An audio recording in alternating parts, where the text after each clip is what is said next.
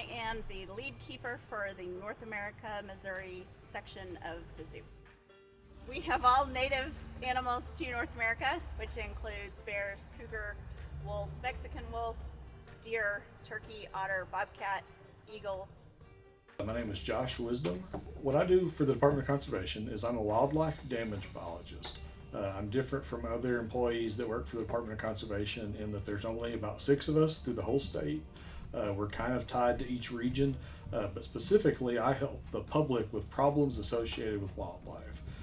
Both of our bears are rescued from, one bear is rescued from Missouri, the other bear is rescued from Oklahoma. They are orphans. We don't know a whole lot about their stories other than they were too little to take care of themselves and they would not survive in the wild, so they came to an AZA facility so that they could be a part of conservation efforts. Bears like to eat, so an average day for the bears is they eat at least twice a day, if not 3 times a day. We scatter their food in their yards, so they have to search for food, so they have to investigate and look for it. They may have to dig it up, they may have to climb a tree to get it. We just try to make it a lot more challenging for them than to just sit and eat out of a bowl. They're just an animal that is trying to gain weight for the winter. They're trying to raise offspring, and they're just trying to go out there and live their life. They're basically just a stomach that's learned to fill itself up and move itself around. That's the best thing you should know about bears. I basically just learned how much a bear needs to sustain itself and keep the amount of weight that it needs for hibernation and everything. Our bears go through torpor every year. They do sleep in the yard, so they're on exhibit 24/7 through the winter months. They're a little harder to find because they're in their little tunnel that's sitting close to the viewing window. They both go in the same tunnel, and they tend to sleep late December, early January, because our weather is really weird, till mid-March. We check on them daily, but they don't really eat, they don't really drink, they don't really walk around the exhibit. But they are there and they're out where public can see them, but they still go through those natural habits. Torpor and hibernation. It's kind of splitting hairs. It kind of depends on your definition. So black bears are not true hibernators, as they say. A lot of species will do torpor, and so instead of being a complete shutdown, going dormant of the animal, torpor is really just like a slowing down, almost like just being lethargic. Both of our bears are rescued from, one bear is rescued from Missouri, the other bear is rescued from Oklahoma. They are orphans. We don't know a whole lot about their stories other than they were too little to take care of themselves and they would not survive in the wild, so they came to an AZA facility so that they could be a part of conservation efforts. Probably my favorite thing about working with the bears is one of our black bears named Ona is super smart, and he'll pick up on training super fast, and it's just really fun and really nice to actually work with an animal that wants to participate and likes doing it and likes interacting and really wants to try hard. When we do encounters with the bears, we use Ona. He's just a lot more gentle. He's a lot more friendly as far as he wants to make you happy. I fed the bears. Yeah. It was a little nerve-wracking. I thought it was gonna be just a little funny, treat, but then once you lock in its eyes and you can see the teeth, you're okay, it's an animal for sure. Yeah. I was not scared because there was a large fence blocking me and the bear. They didn't look that violent. They probably could have taken me, but the keeper was also there the whole time, guiding me to do what was supposed to be done. It was really cool. I liked getting to see what the bears ate. It was kind of like what I eat, low-key. And I think it was really cool to hear about their nutritional needs from the keeper, and then get to actually feed them and see how they're actually eating. It's a base of Gerber baby cereal with a little bit of honey and water, and then it depends on the day what we have. We add, sometimes it's Cheerios, sometimes it's dog food, sometimes raisins, sometimes other baby food.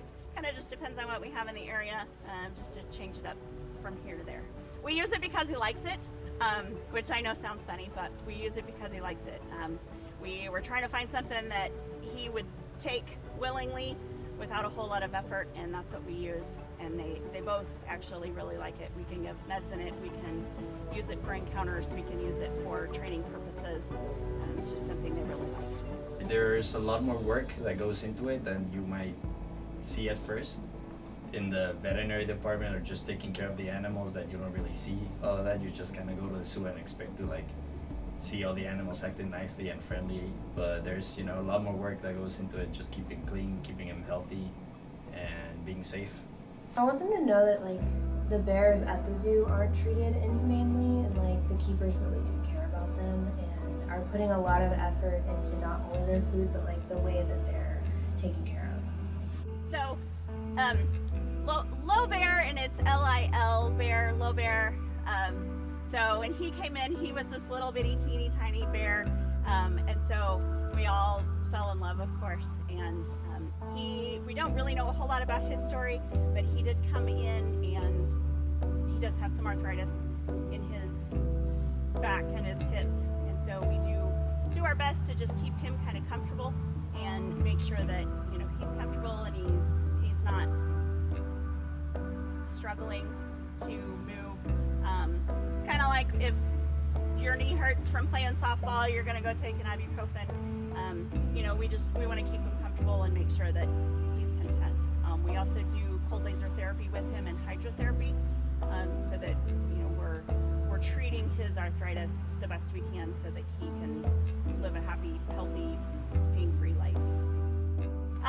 So as most people are aware, our bear numbers here in Missouri are increasing pretty dramatically. Actually, we're increasing about 9% right now, which is kind of an easier way to think of it, is we're basically going to double about every 10 years. They are becoming way more prevalent to be seen. They are becoming way more numbers in the area. They're having cubs. They're reproducing at a fairly good rate, which is really good for the bears.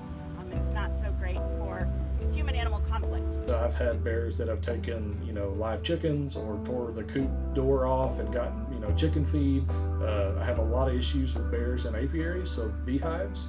And so for them, we're going to talk about electric fence and how to install that. We also talk about exclusion. So again, it may be as simple as putting a ratchet strap over your dumpster to keep the lids down so the bears can't get in it.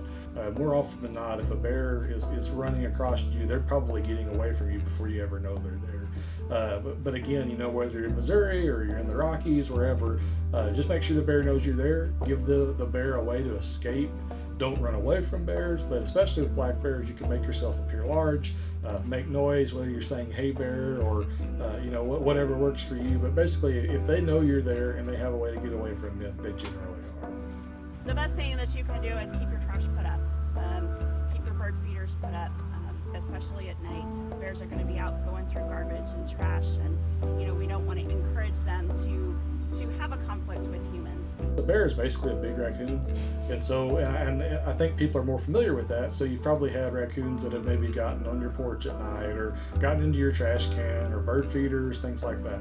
The black bears we have here in Missouri are going to do the exact same things. So anything that they're interested in, a raccoon will be interested in, a bear is going to be. Almost all of the conflicts, complaints, nuisance calls, whatever phrase you want to use, it always revolves around food. Myths about black bears. Black bears are not the big carnivore attack and eat you animal that they're portrayed in Disney movies. Most people think Winnie the Pooh, or they think of like the scene from The Revenant where he's getting eaten by a grizzly bear. The truth lies somewhere in the middle. You know, again, black bears, they're not fuzzy people. They don't want to be our friends. They're also not man-eating monsters. Same with wolves.